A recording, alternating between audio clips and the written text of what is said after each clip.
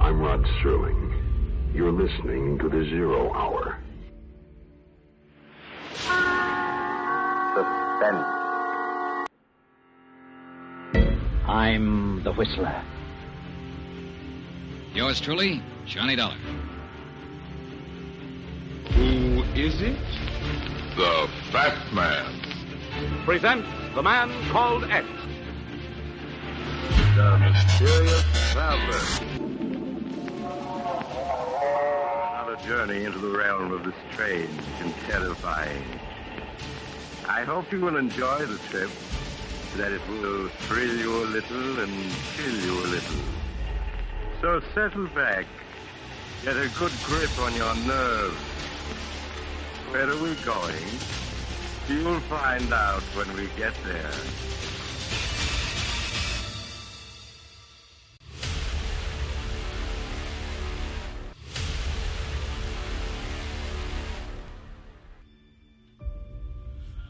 Welcome to another week of Mystery and Suspense on Dwayne Old Time Radio. We are going to listen to another episode from CBS Radio Mystery Theater. This one is titled The Return of the Moresbys. The story is about Richard Moresby, who murders his wife after she bequeaths her fortune to a religious guru he finds suspicious. But strange animal behaviors lead Richard to believe she's seeking retribution from beyond the grave. This story stars Patrick O'Neill as the main character and Marian Seldes. This episode aired January 7th, 1974.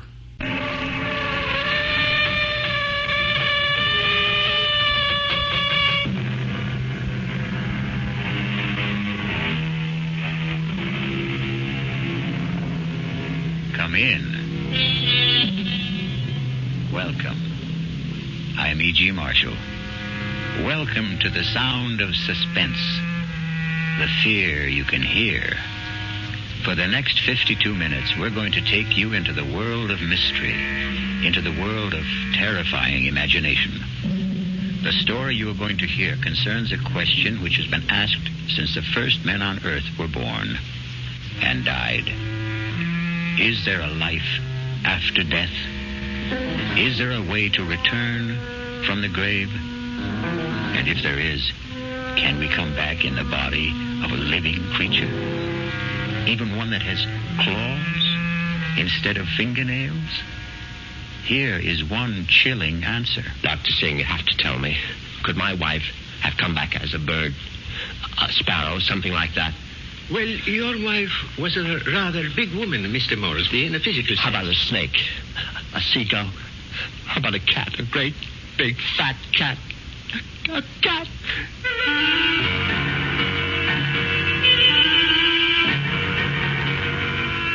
Our mystery drama, The Return of the Moresbys, was written especially for the Radio Mystery Theater by Henry Slesar and stars Patrick O'Neill. I'll be back shortly with Act One. Now, back to Mystery Theater. There's always news and more on 74 KCBS.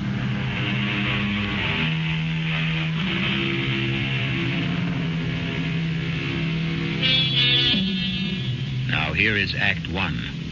Like all murder stories, sooner or later, it reaches the office of a daily newspaper. You wanted to see me, Chief? You bet I want to see you, Prouty. Come in and shut that door. I bet I know what it's about.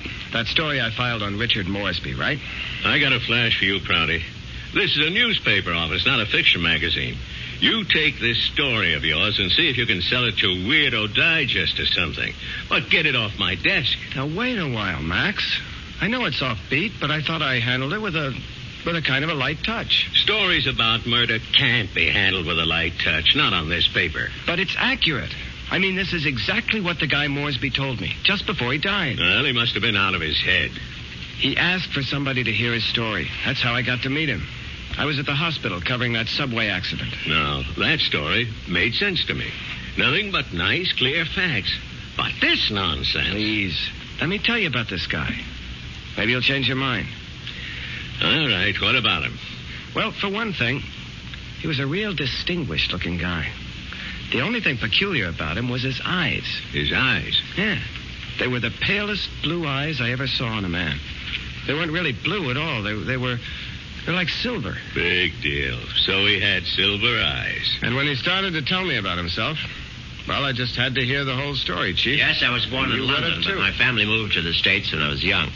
They didn't improve much on the climate when they did. We lived in Vermont. I don't think I was ever warm enough until the age of 24 when I moved to Southern California. I lived on beaches. A superb swimmer, a superior surfboarder, and a terrible bum. It was on the beach at Malibu that I met the woman who was to become my wife. Her name was Una. She was as pale as a gardenia with bones. Una had more bones than any other woman I've ever met. Lovely day, isn't it? I beg your pardon? I said it's a beautiful day. I don't think I've ever seen the ocean look prettier. Frankly, the Pacific always looked a little muddy to me. I wonder if that's what Balboa said when he first saw it. Well, he probably said, what a great place for surfing. Ah, I see you have a surfboard. Yes, as a matter of fact, I think I see a wave that I like. Will you excuse me? Oh, I wish I had the nerve to try it. Yeah, you really should. Well, bye now. Maybe I'll ask my chauffeur to teach me. I'm sorry. What did you say? Charles, my chauffeur. He's very good at sports.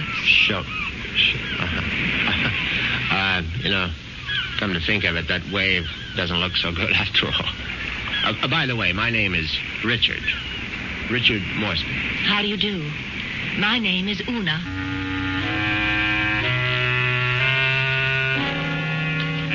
Una Vandermeyer. That was her name. As soon as I realized that she was from the Vandermeyer family, she didn't seem half as bony as she did before. In fact, not only did I become accustomed to Una's appearance, I was even able to tolerate her inane conversation. Can't you just feel the mystery of the stars, Richard? Sometimes I feel their vibrations as if they're trying to communicate with me. Do you ever feel that? Well, sometimes, I suppose. I really think we must be one with the universe, don't you? I really believe there's just one great universal soul, and we're all part of it. Don't you think so, too? Yes, of course. Right on, as they say.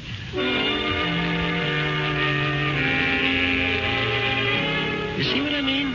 She talked that way all the time, from the first day of our honeymoon. Well, it was a fine honeymoon just the same. It lasted a whole year on the beaches of the Caribbean, on the French Riviera.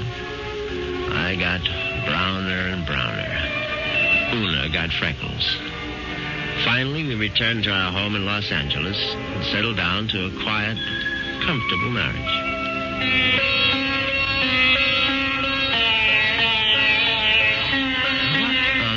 Is that you're playing? It's sitar music, darling. Oh, it's just so spiritual. What made you buy the record? No, Dr. Singh recommended it. Who? Dr. Singh, at the Temple of Metapsychosis, you know. The Temple of what? Metapsychosis. I told you about joining the temple last week. Oh, Richard, sometimes I think you don't listen to me. Now, as you may know, Southern California abounds in quasi-religious organizations. And she'd gone through a number of them without discovering the universal soul at any of their altars. Darling, please come to one of Dr. Singh's lectures. He's such a magnificent speaker. He emits such vibrations.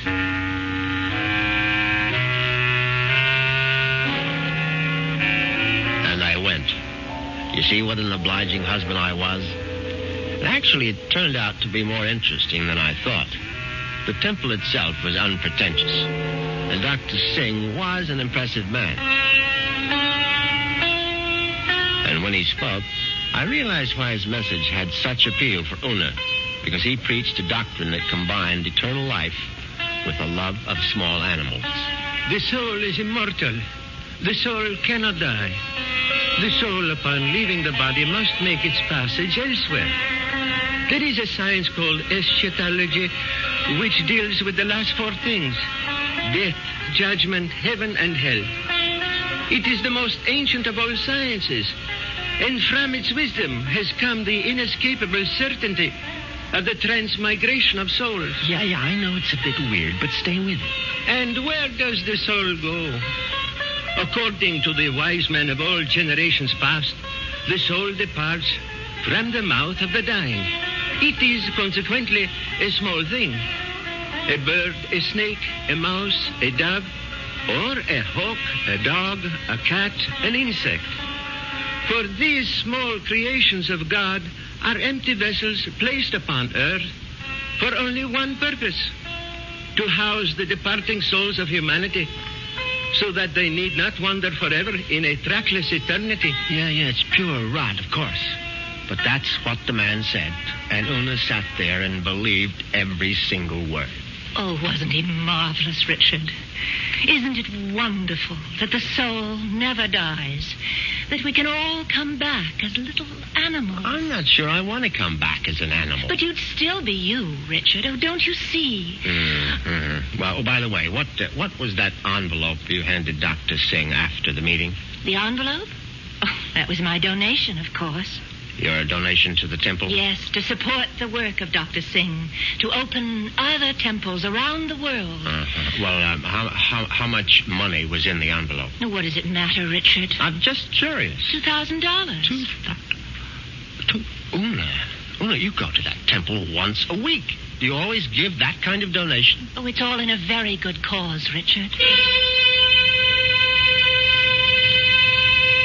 Well, in an equally good cause, that of finding out exactly how much of my wife's money was supporting this nonsense, I sneaked a look at Una's checkbook. The answer astonished me. Not only had my wife put more than $30,000 into Dr. Singh's collection plate, she had also donated some $20,000 more to various institutions for the care and feeding of cats, dogs, and birds. It was so kind of you to honor us with a visit, Dr. Singh. I know how terribly busy you are. On the contrary, you were kind to invite me to your lovely home. Oh. Now tell me, Dr. Singh, what determines the kind of animal one becomes when the soul escapes after death? Mrs. Moresby, that is a question which has baffled wise men for countless generations. But isn't it possible to do, well, research? Yes, Mrs. Moresby. I don't doubt that we could find the answer to such great questions if only we had the proper resources. But, unfortunately, that would require money.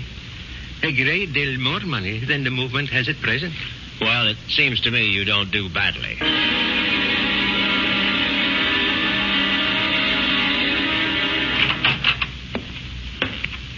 Well, there you are. Hello, Richard. Where have you been all morning? Right here, in my little sewing room. Don't tell me you were sewing. Oh, don't be silly. Actually, I've been composing something. A letter? Oh, something more important than that. Richard, do you realize that I have no last will and testament? Well, why should you?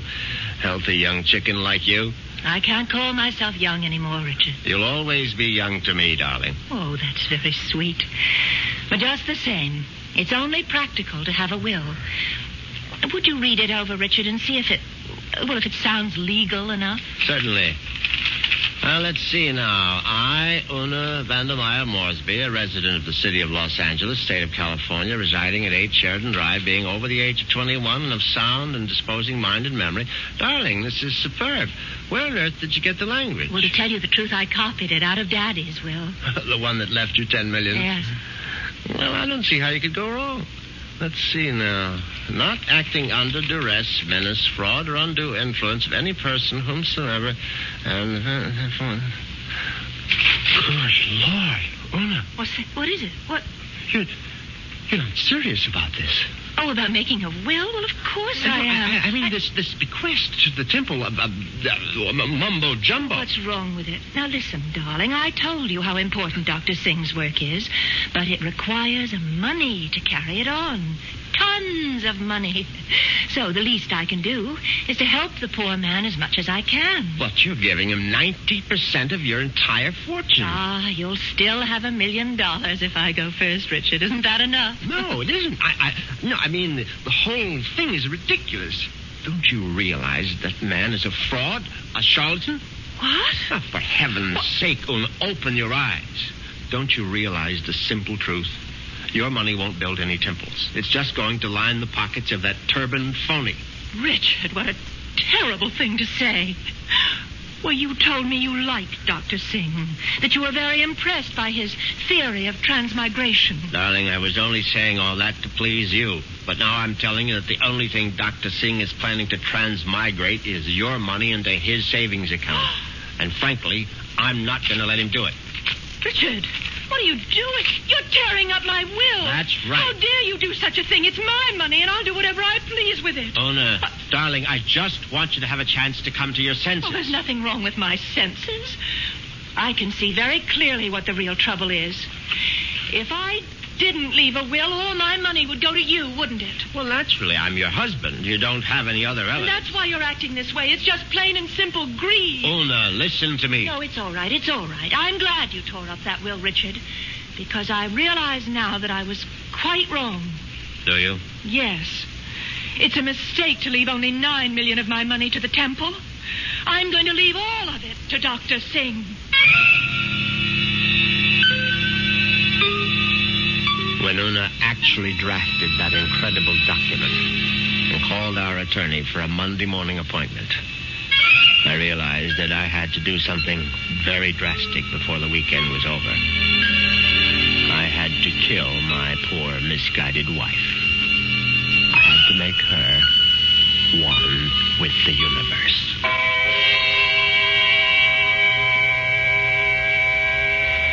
It's obvious that Mr. Moresby is going to be a very reluctant murderer. The question is, will his reluctance get in the way of his efficiency? We'll get the details when we return shortly with Act 2. Mystery Theater on News 74, KCBS.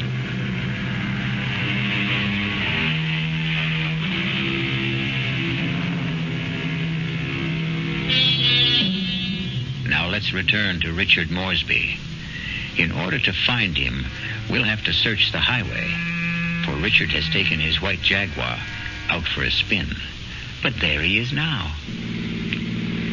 On Saturday morning, I took a little spin in my XKL and did some thinking on the open road. I didn't want to kill poor Una, of course. The whole idea was repellent. But on the other hand, the thought of Dr. Singh spending the fortune that was rightfully mine was even more abhorrent. However, I decided I would make one more stab at a reconciliation. Darling, may I come in? It's your living room, too. It doesn't feel like it. As a matter of fact, I've felt like a stranger in this house for the past 2 days. I suppose that's my fault. Well, you haven't been exactly cordial, have you? I've hardly been home, Richard. I spent all day yesterday at the temple and all morning at the Pet Breast Kennels. And how are all the little souls doing? You just won't stop being irreverent, will you? It's been my money all along, hasn't it, Richard? From the very beginning, you were attracted to my money. Oh, now, darling, if you thought that, you would never have married me. I didn't want to believe it. I don't want to believe it now. Well, now, how can I prove to you that you're mistaken? Richard, you really want to prove it? Of course, I'll do anything you say. All right. Now, I know exactly what you can do. You can let me leave my money to Dr. Singh and the temple. The whole $10 million? Yes, because that's the only way I'll know that it's me you love.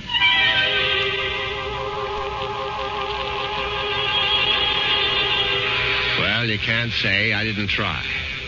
But Una's decision now left me with absolutely no alternative. I was still deeply unhappy about the necessity of taking her life. However, fate was kind to me that very afternoon. Now, you're sure that you want me to continue reading, Richard. Of course, darling. Well, I'm sort of embarrassed about this part. It's a paper that I wrote myself. Something you wrote? Yeah, I wrote it this morning. I was going to show it to Dr. Singh. It's it's a sort of a poem. It's called Death. Snappy title. If I can read my own handwriting. Death has become nothing to me. Death holds no fear for me. Come, death, I welcome you. Lead me to the woods, the waters, the air above the earth. Come, take me, death. Your touch is kind. Richard? Oh, Richard, why do you look like that? Is it really that terrible? Oh, terrible. Oh, no, my darling, it's beautiful. Do you mean it? You must give it to me, Una. I must have it. You like it that much? Yes, I certainly do. Well, I'll type it up for you, Richard. No, I must have the original. Now, just the way you wrote it. Oh, darling, I'm so flattered. What will you do with it? Oh, I'm going to put it in a frame, of course. And I know just where I'm going to hang it.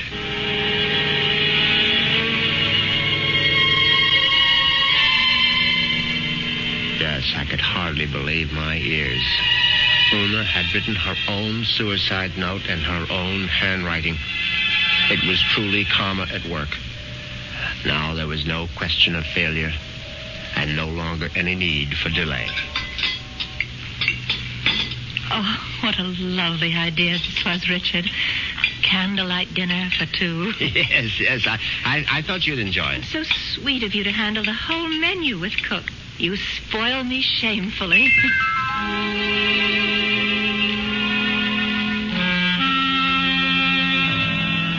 And that night, I spoiled her just a bit more by bringing hot cocoa to her in bed. Oh, Richard, you shouldn't have bothered. But I know how you like your hot cocoa before retiring, Una. You can't get to sleep without it. No, but Parker could have brought it to me. Oh, no, this is something I had to do myself. Oh. No, drink it down now. Yes. I'm drinking it. Does it taste all right? Oh, it tastes just fine.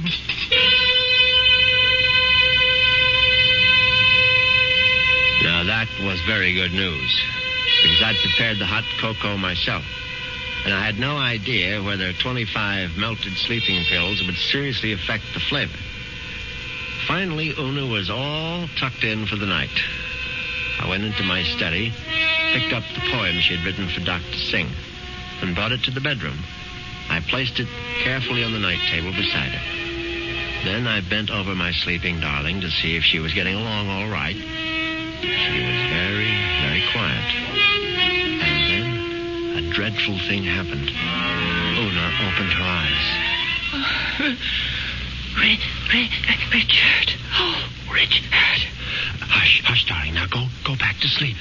Richard, I'm sick. No, my love. No, you're only sleepy. Cocoa tasted so strange.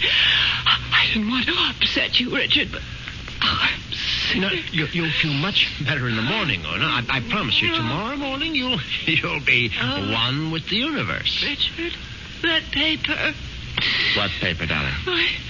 It's my poem.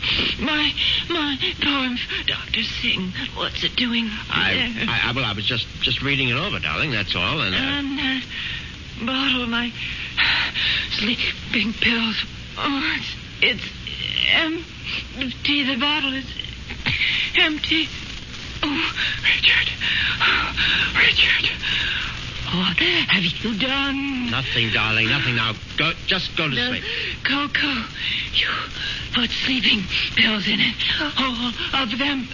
Don't try to get up, Una, please. Now, don't. Trying to kill me.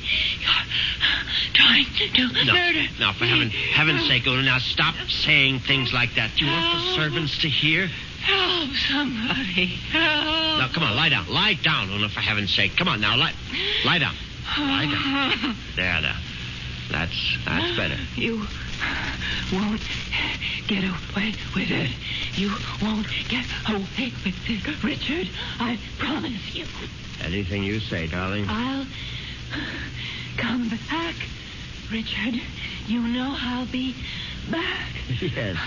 Yes, of course. Just welcome death, Una. The way you wrote in your little poem. I'll be back. I swear it. Oh.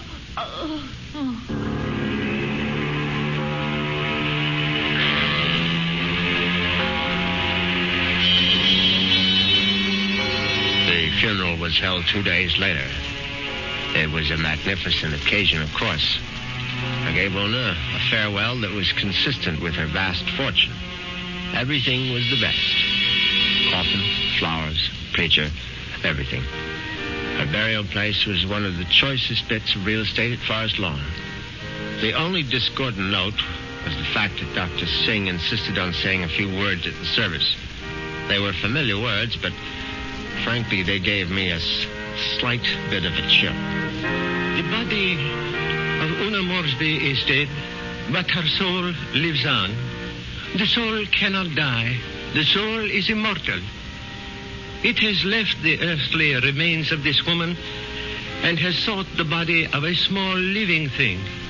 There it will abide until the Almighty is ready to choose its next home.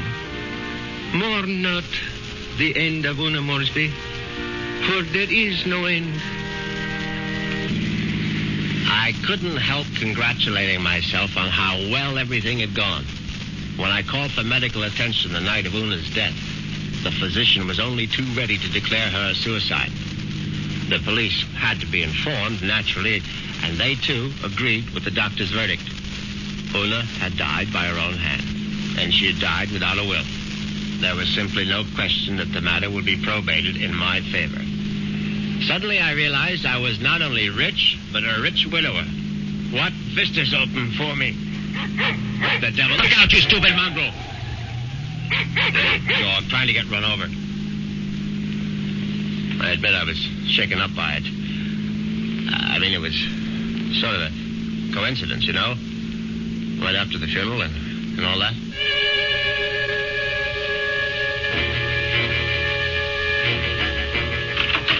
I was very glad to be home again, you can be sure.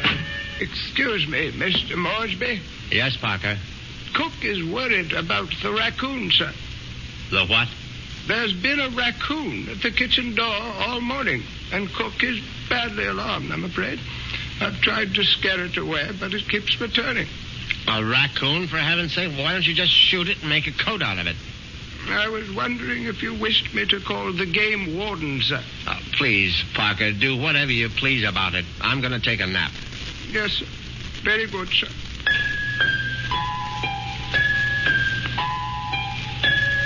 I went upstairs at once, undressed, and got into bed. It was a warm day, and yet I found myself cold.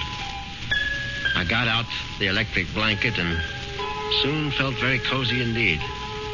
In fact, I felt so much better that I made a phone call.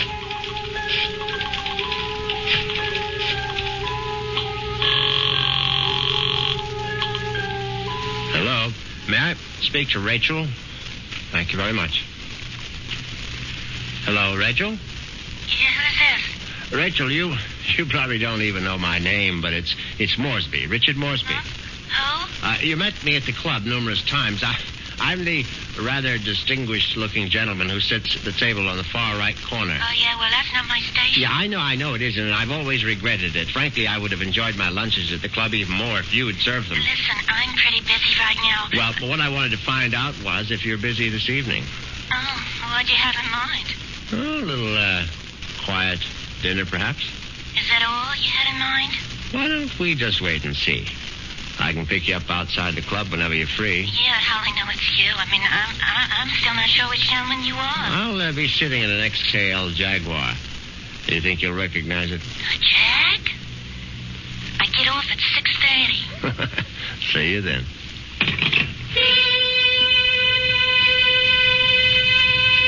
Yes, I was feeling very good now. Very good indeed.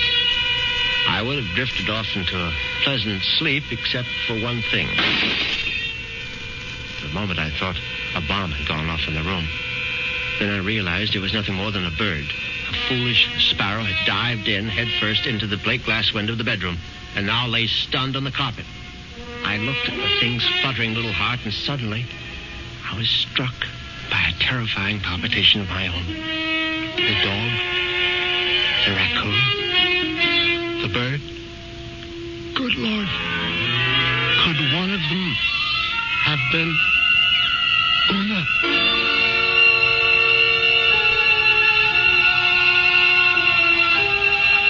Has Una Moresby returned from the grave? Nonsense.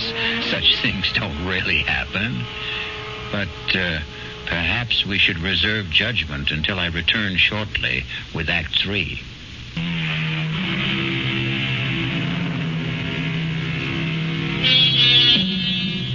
Now let's see if common sense has returned to our hero.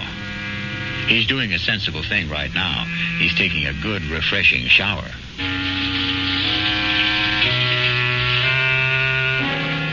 By the time evening came, I was feeling better. All my peculiar notions about Una's animal reincarnation seemed ludicrous as I stood in front of the shaving mirror. I thought about the delicious young woman that was waiting for me at the club. I'd admired Rachel's way with a tray for months, but ever faithful to my wife, I hadn't done more than gaze from afar. But now, things were going to be different. Yes, who is it? It's Parker, sir. Yes, come in, Parker. It's all right. Excuse me, sir. A bit of emergency in the kitchen.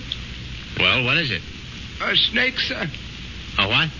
Cook insists that there's a snake curled up in the telephone wire. Oh, that's ridiculous, Parker. Cook says it's there, Mr. Moresby. They do get into the house sometimes. Well, tell Cook she's seeing things. Tell her to stop nipping at the cooking sherry, and she'll soon stop seeing snakes. Yes, sir. What was that? I would guess it was Cook, sir. Oh, for heaven's sake, go down and see to it, Parker. I'll try, sir. But I'm not very good with snakes, sir. Well, what do you think I am, an expert?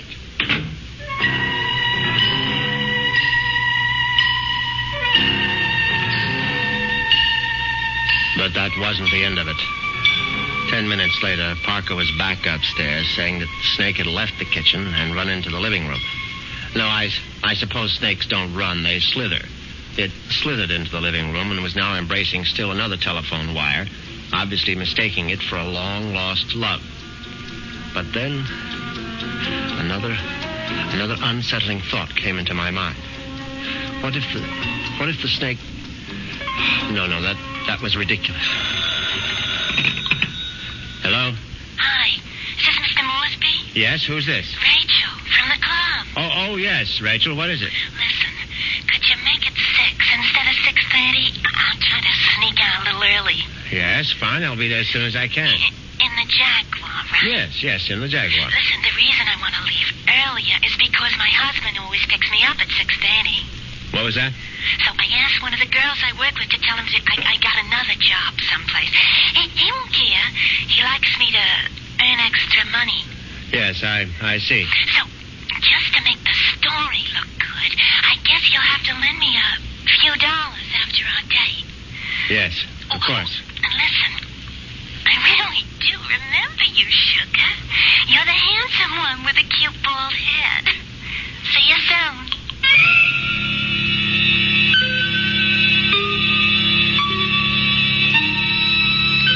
As it happens, I have a very full head of hair.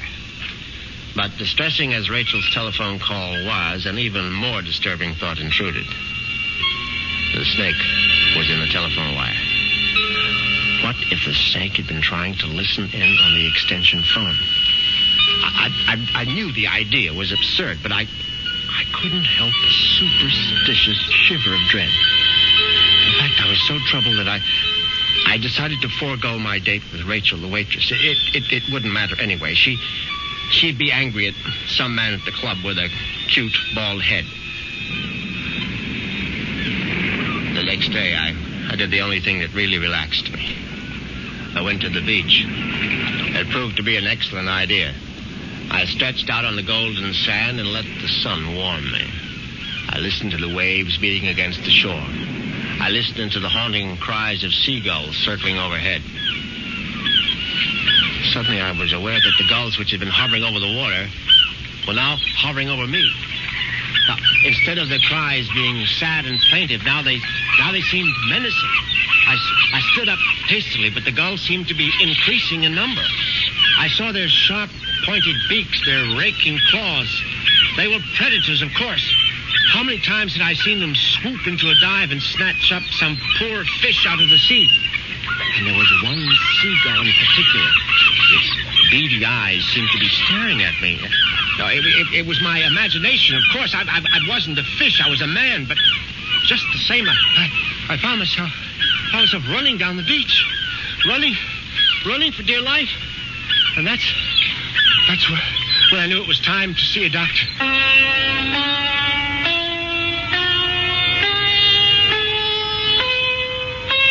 Yes, Mr. Moresby. I'm very pleased that you honored the temple with your presence. I'm grateful that you're willing to see me, Dr. Singh. I realized that, well, you've had a disappointment. A disappointment? I'm afraid I don't understand. I know my wife made certain promises to you concerning her will. I believe she mentioned some modest donation. She wasn't in her right mind, of course. I mean, when she took those sleeping pills. Yes, it was very sad. I trust that she has found the peace and happiness that she sought.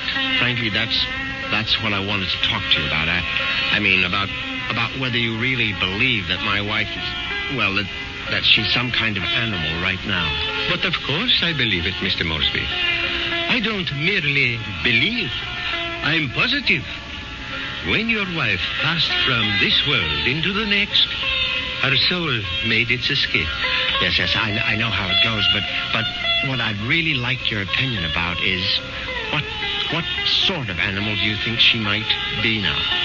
I told you, Mr. Moresby, we have no way of knowing. But can't you take a guess? I mean, you said it might be influenced by a person's karma. Am I quoting you right? Yes. The kind of person she was in life may well determine the kind of animal she is now. Your wife was soft. Your wife was gentle. Your wife was independent in spirit. Now, what animal does that remind you of? I don't know. I can't think. Then go home and think about it, Mr. Moresby. Go home and try to be one with the universe. I went home, and I tried to be one with the universe. And when that didn't work, I tried being one with a bottle of scotch. I was still in the library, asleep in the big leather chair, when I heard the noise in the cellar. I simply had to investigate. I looked into the cellar and found that one bare bulb wasn't enough for a thorough search. I found a flashlight and went down the cellar steps. At first there was nothing I could see. But then, there's an empty oil can. Swiftly, my flashlight picked out the culprit.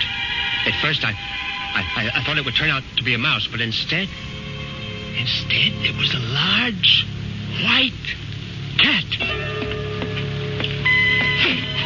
I don't like cats. I never have. Skulking, cynical creatures. When the beam of my flashlight hit it, the cat froze. I saw it was an alley cat. Its fur shaggy, its eyes baleful in the light. It was fat, and yet it was bony, too. I said scat, but it didn't scat. Instead, it started to walk toward me. And I knew for certain what Dr. Singh had meant. I knew for certain I was looking at the reincarnation of my wife. As soon as that hideous apparition howled at me, I made a cowardly dash for the cellar door. Once I was on the other side, I remembered the hunting rifle that Una had given me for Christmas. It stood unused in an upstairs closet. I found it. I loaded it. and brought it back to the cellar. I hadn't fired a rifle since boyhood. I stood on the top of the stairs with my flashlight, picked out the ghostly white form of the cat. I put down the light, raised the weapon, and squeezed the trigger. The report was deafening, but the recoil was worse. My precarious balance on the top step was lost. I fell to the bottom.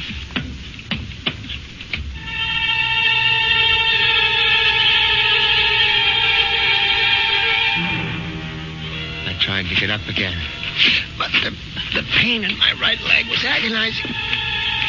I found out later that it was broken. But the cat was still alive. And it was regarding me at eye level now. Its fur matted with plaster dust. Its eyes filled with hatred. I tried to crawl toward my fallen rifle. Just as I saw the creature advancing toward me, I screamed, "Una!" My hand was on the rifle now, grasping it too quickly in my panic. My fingers touched the trigger. The rifle went off again.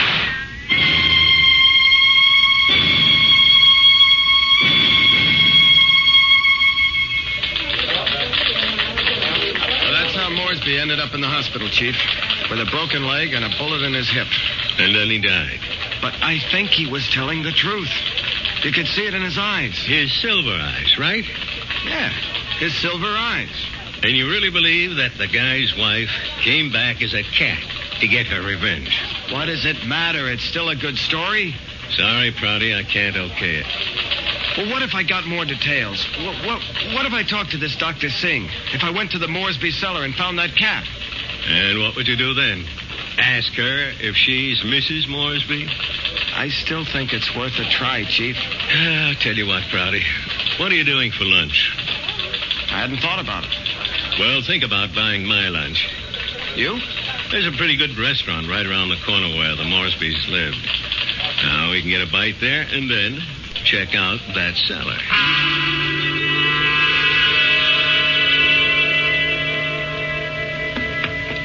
So, this is where it happened, huh? Moresby fell from these steps when he fired that rifle. Hey, you can still see the plaster dust where the bullet hit. Yeah, I see it. But I don't see any white cat. It might be hiding someplace. Or it might be a figment of his imagination. Maybe so. Hold it. Did you hear something? No. Listen. There it is. Look. It's a cat, all right. And it looks like it just found its supper. Oh, that mouse is still alive. Yeah, but not for long. Look at it squirm. He's eating it. Yep. And there goes your mouse. Oh, my God. What's the matter, Prouty? Never see a cat eat a mouse before? Chief, did you see that mouse? Sure, I saw it. But didn't you notice something? Like what? Its eyes. Chief, did you ever see a mouse with eyes like that? They were so pale blue, they were almost silver.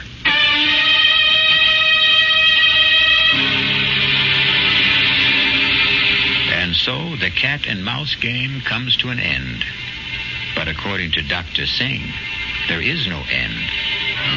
Perhaps Richard Moresby will have his turn next in another afterlife. I'll be back in a few moments.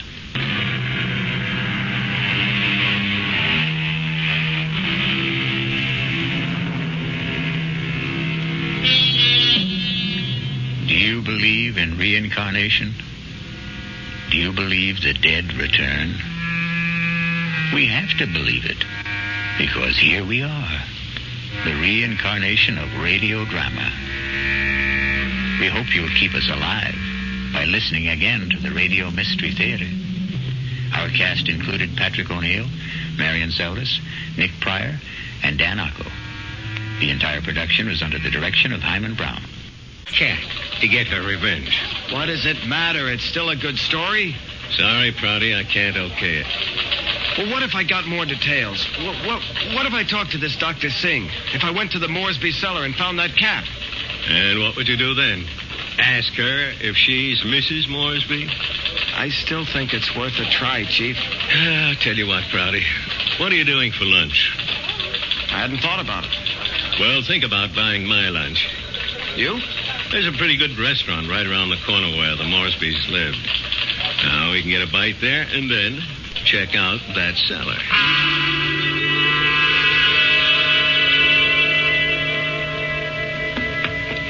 So, this is where it happened, huh? Moresby fell from these steps when he fired that rifle. Hey, you can still see the plaster dust where the bullet hit. Yeah, I see it. But I don't see any white cat. It might be hiding someplace. Or it might be a figment of his imagination. Maybe so. Hold it. Did you hear something? No. Listen. There it is. Look. It's a cat, all right. And it looks like it just found its supper. Oh, that mouse is still alive. Yeah, but not for long. Look at it squirm. He's eating it. Yep. And there goes your mouse. Oh, my God. What's the matter, Prouty? Never see a cat eat a mouse before? Chief, did you see that mouse? Sure I saw it. But didn't you notice something? Like what? Its eyes. Chief, did you ever see a mouse with eyes like that? They were so pale blue, they were almost silver.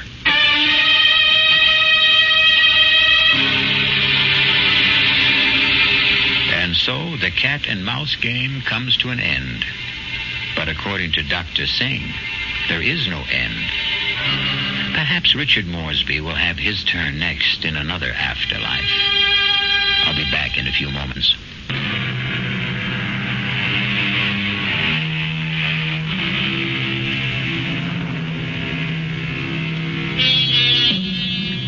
Do you believe in reincarnation? Do you believe the dead return? We have to believe it, because here we are, the reincarnation of radio drama. We hope you'll keep us alive by listening again to the Radio Mystery Theater. Our cast included Patrick O'Neill, Marian, Seldes, Nick Pryor, and Dan Ocko. The entire production was under the direction of Himan Brown. Thank you for listening to and showing your support for my podcast. If you would like to receive notifications of when new episodes are posted, please subscribe to my channel. Subscriptions are 100% free, and they really help me get an idea of how I'm doing. You can also go to my website where you can listen to all of my podcasts for free, and you can also download episodes for free. The website is otr.duane.media. There is also donation information on there if you want to show your support or become a patron.